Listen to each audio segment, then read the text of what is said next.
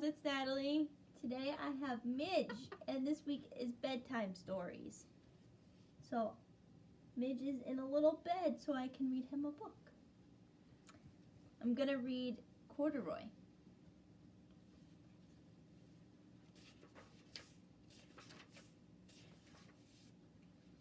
Corduroy is a bear who once lived in the toy department of a big store. Day after day, he waited with all the other animals and dolls for someone to come along and take him home.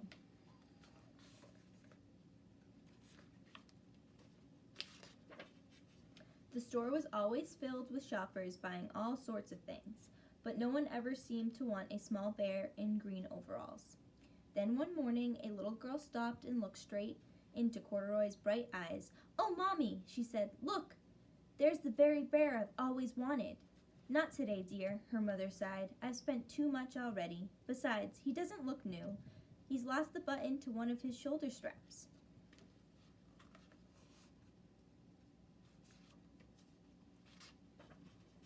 Corduroy watched them sadly as they walked away.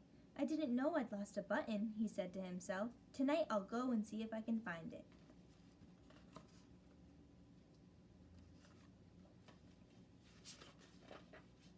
Late that evening, when all the shoppers had gone and the doors were shut and locked, Corduroy climbed carefully down from his shelf and began searching everywhere on the floor for his lost button.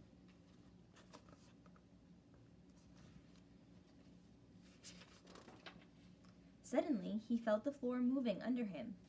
Quite by accident, he had stepped onto an escalator, and up he went. Could this be a mountain, he wondered? I think I've always wanted to climb a mountain.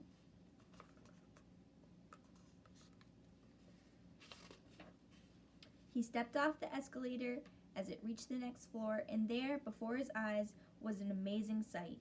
Tables and chairs and lamps and sofas and rows of bed. "This must be a palace," Corduroy gasped. "I guess I've always wanted to live in a palace."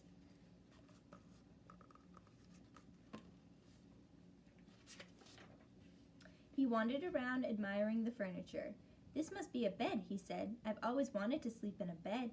And up he crawled onto a large, thick mattress. All at once he saw something small and round. "Why, here's my button," he cried, and he tried to pick it up, but like all the other buttons on the mattress, it was tied down tight.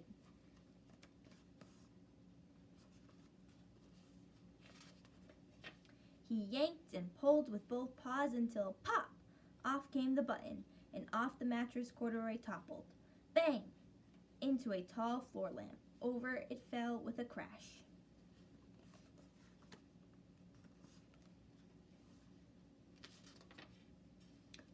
Corduroy didn't know it, but there was someone else awake in the store.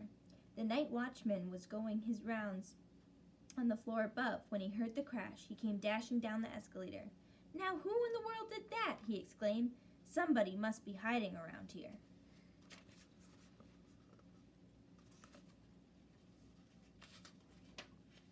He flashed his light under and over sofas and beds until he came to the biggest bed of all, and there he saw two fuzzy brown ears sticking up from under the cover.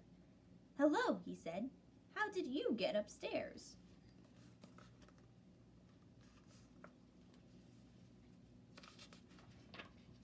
The watchman tucked Corduroy under his arm and carried him down the escalator and set him on the shelf in the toy department with the other animals and dolls.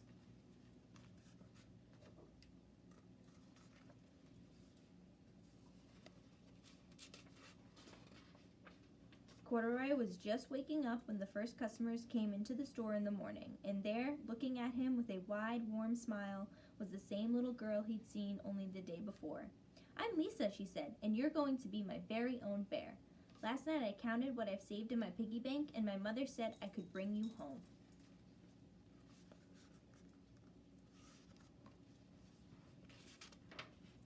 "Shall I put him in a box for you?" the sale lady asked. "Oh, no, thank you," Lisa answered, and she carried Corduroy home in her arms. She ran all the way up 4 flights of stairs into her family's apartment and straight to her own room.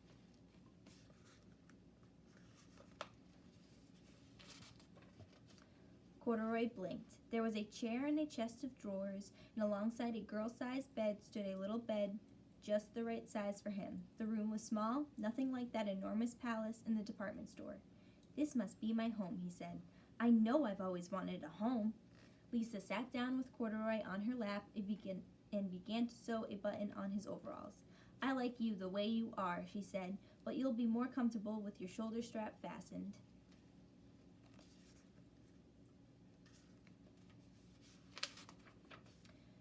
"You must be a friend," said Corduroy. "I've always wanted a friend." "Me too," said Lisa, and gave him a big hug. And that is the end. Thank you for watching. Hope everyone's well. Bye. Okay, for Corduroy, I'm gonna make corduroy. It involves another paper plate.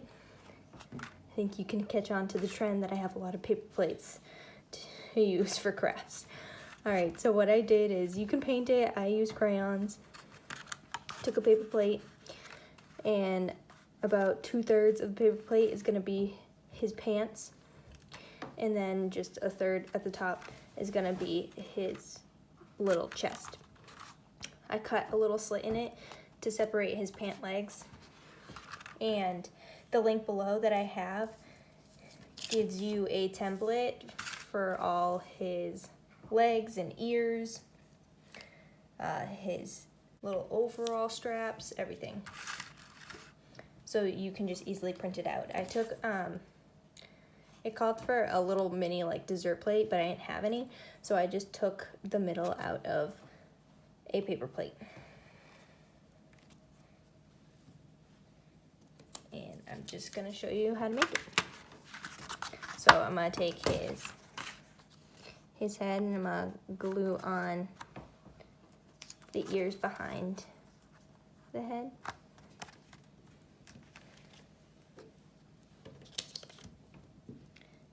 Then I have his mouth and nose to put on, and all I did was make a little heart for his nose, and then a little smiley face. And then I have his eyes.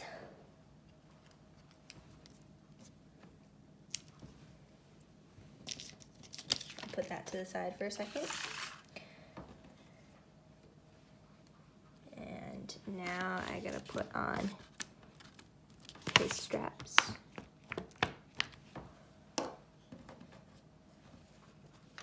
So for the strap that he's missing a button, I just drew a line in to show that there's no button there.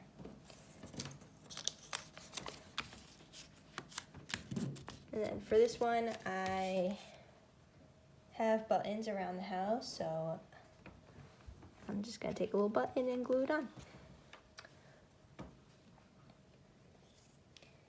And then for the legs, I'm gonna just glue on the legs and the arms.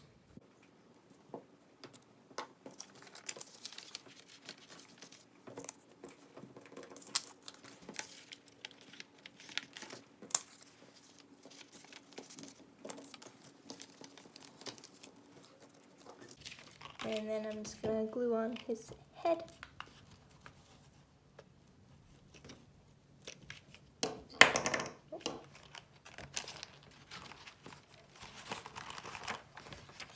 And there is Corduroy.